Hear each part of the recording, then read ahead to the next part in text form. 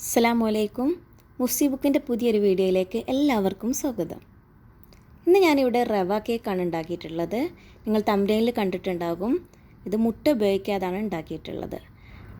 സാധാരണ എല്ലാ കേക്കിലും നമ്മൾ മുട്ട ചേർക്കാറുണ്ട്. ഇതിനകത്ത് മുട്ട ചേർക്കുന്നില്ല.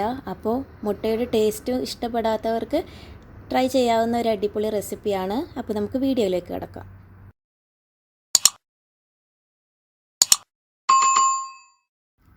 ആദ്യം നമുക്ക് കേക്കിൻ്റെ ബാറ്റർ ഒന്ന് തയ്യാറാക്കണം.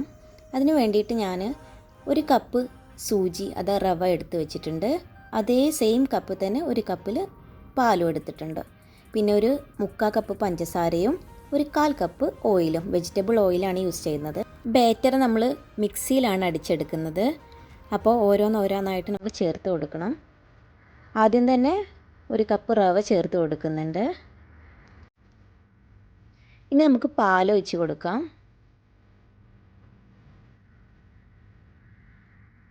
അതിൻ്റെ കൂടെ തന്നെ 3/4 കപ്പ് പഞ്ചസാര എടുത്തിട്ടുണ്ടായിരുന്നു, അതും കൂടി ചേർത്ത് കൊടുക്കുക. ഇനി ഇത് നമുക്ക് മിക്സിയിലൊന്ന് അടിച്ചെടുക്കണം. ഒരുപാട് സമയമൊന്നും അടിച്ചെടുക്കരുത്, ഒന്ന് മിക്സ് ആവണം, അത്രയേ ഉള്ളൂ. ഇനി നമുക്ക് ഓയിൽ കൂടി ചേർത്ത് കൊടുക്കുക. എന്നിട്ട് മിക്സിയിൽ ഒന്നുകൂടി ഒന്ന് അടിച്ചെടുക്കുക. ആദ്യം തന്നെ ഓയിൽ ചേർക്കുന്നില്ല, സ്റ്റെപ്പ് ബൈ സ്റ്റെപ്പ് ആയിട്ടാണ് നമ്മൾ ചെയ്യുന്നത്. ഇപ്പോൾ ഈ ഒരു ടെക്സ്ചറിൽ നമുക്ക് കിട്ടിയിട്ടുണ്ട് മിക്സിയിൽ.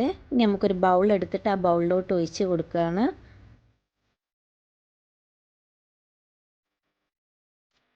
എന്നിട്ട് ബാറ്റർ ഒന്ന് മാറ്റി വെക്കുക. ഒരു 10-15 മിനിറ്റ് ഒന്ന് മാറ്റി വെക്കുക.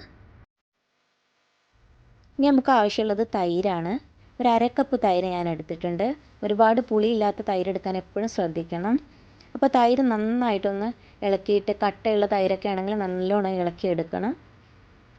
എന്നിട്ട് നല്ല സ്മൂത്തി പേസ്റ്റ് ആകുന്ന വരെ നല്ലോണം ഒന്ന് ഇളക്കിയെടുക്കുക.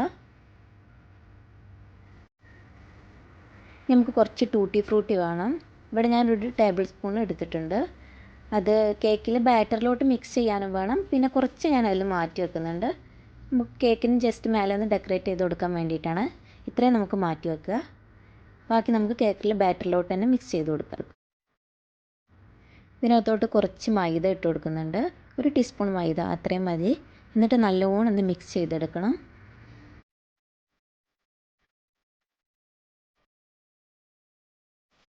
ഇനി നമുക്ക് കേക്കിൻ്റെ ഫ്ലേവറിന് വേണ്ടിയിട്ട് ഏലക്കാപ്പൊടിയോ അല്ലെങ്കിൽ വാനില എസൻസോ എടുത്ത് കൊടുക്കുക. പിന്നെ ബേക്കിംഗ് പൗഡറാണ് ഞാൻ യൂസ് ചെയ്യുന്നത്, ബേക്കിംഗ് സോഡയൊന്നും യൂസ് ചെയ്യുന്നില്ല. പിന്നെ കുറച്ച് ഉപ്പ്, ഇത്രയും ഇൻഗ്രീഡിയൻസ് മതി. ഇനി നമുക്ക് ഓരോന്നായിട്ട് ചേർത്ത് കൊടുക്കുക. ആദ്യം തന്നെ 1/2 കപ്പ് തൈര് എടുത്ത് വെച്ചിട്ടുണ്ട്. അത് നമ്മൾ നേരത്തെ അടിച്ച് വെച്ച ബാറ്ററിലോട്ട് ഒഴിച്ച് കൊടുക്കുകയാണ്. ഇനി നമുക്ക് ടൂട്ടി ഫ്രൂട്ടി ഇട്ട് കൊടുക്കുക.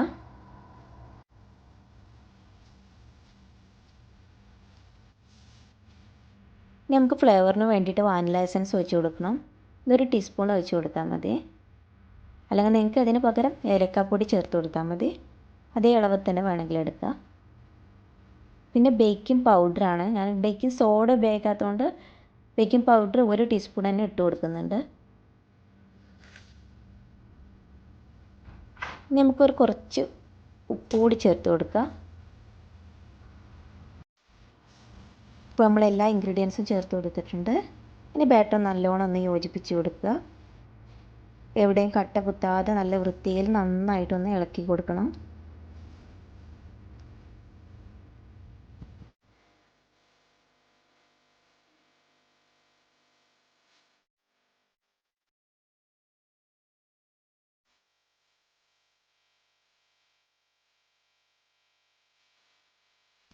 ഇനി നമുക്ക് കേക്ക് നന്നായിട്ട് കുക്ക് ചെയ്തെടുക്കണം. അപ്പോൾ അതിന് വേണ്ടി ഞാനിവിടെ ഒരു നോൺ സ്റ്റിക്കിൻ്റെ പാത്രം എടുത്ത് വെച്ചിട്ടുണ്ട്. ഇനി ബാറ്റർ നമുക്ക് അതിലോട്ട് ഒഴിച്ച് കൊടുക്കുക.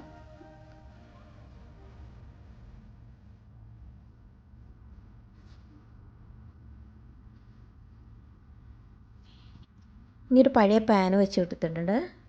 അത് നല്ലോണം ഒന്ന് ചൂടായ ശേഷം സിമ്മിലിട്ട് കൊടുക്കുക. എന്നിട്ട് നമ്മൾ കേക്കിൻ്റെ ബാറ്റർ സെറ്റ് ചെയ്ത പാത്രം ഉണ്ടല്ലോ, കേക്ക് കുക്ക് ചെയ്യുന്നത്, അത് അതിൻ്റെ മേലോട്ട് വെച്ച് കൊടുക്കുക. എന്നിട്ടൊരു 10 മിനിറ്റ് കഴിയട്ടെ. ഇതിപ്പോൾ 10 മിനിറ്റ് കഴിഞ്ഞിട്ടുണ്ട്.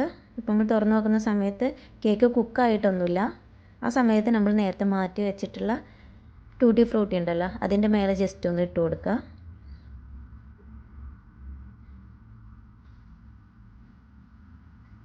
ഇനി ഒരുപാടൊന്നും കുക്കാവണ്ട, ഒരു 5 മിനിറ്റും കൂടി കുക്കായ ശേഷം നമുക്കൊന്ന് തുറന്ന് നോക്കാം.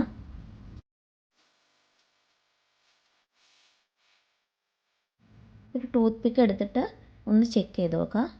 അതിലൊന്നും പറ്റി പിടിക്കുന്നില്ല. ഇപ്പോൾ നന്നായിട്ട് കുക്കായിട്ടുണ്ട്.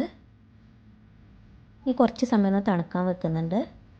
നമുക്ക് ജസ്റ്റ് ആ പാനിൽ നിന്ന് ഒന്ന് എടുക്കാവുന്നതേ ഉള്ളൂ. നോൺ സ്റ്റിക്ക് ആയതുകൊണ്ട് വിട്ട് വരാത്ത പ്രോബ്ലം ഒന്നും ഉണ്ടാവില്ല. ആ പ്ലേറ്റിലോട്ട് മാറ്റിയിട്ടുണ്ട്. ഇതുപോലെ തന്നെ ഈ സെയിം ബാറ്റർ ഉപയോഗിച്ചിട്ട് നിങ്ങൾക്ക് കുക്കറിൽ ഉണ്ടാക്കിയെടുക്കാം കേട്ടോ. സെയിം മെത്തേഡിൽ തന്നെ കുക്കറിലാവുമ്പോൾ ഒരുപാട് സമയം എടുക്കും, അത്രയേ ഉള്ളൂ. പാനിലാണെങ്കിൽ പെട്ടെന്ന് ചെയ്യാൻ പറ്റും. കുക്കറിൽ അത്ര ഡയറക്റ്റ് ഹീറ്റിലാണ് നമ്മൾ ചെയ്യുന്നത്. അതുകൊണ്ട് വളരെ കുറഞ്ഞ ഫ്ലെയിമിൽ ഇട്ടുകൊണ്ടാണ് നമ്മൾ ചെയ്യുക. അപ്പോൾ കുറേ ടൈം എടുക്കും. പിന്നെ പാനിൽ വെക്കുന്ന സമയത്ത് എപ്പോഴും ശ്രദ്ധിക്കുക, ഡയറക്റ്റ് കുക്ക് ചെയ്യാതെ ഒരു പാന് വെച്ചിട്ട് അതിന് മേലെ വെക്കാൻ എപ്പോഴും ശ്രദ്ധിക്കുക. അപ്പോൾ ഇത്രയേ ഉള്ളൂ. വളരെ ഈസിയാണ്. നല്ല സോഫ്റ്റ് കേക്കാണ് കേട്ടോ. എല്ലാവരും ട്രൈ ചെയ്ത് നോക്കുക. അപ്പോൾ അടുത്തൊരു വീഡിയോയിൽ വീണ്ടും കാണാം. അസ്സലാമു അലൈക്കും.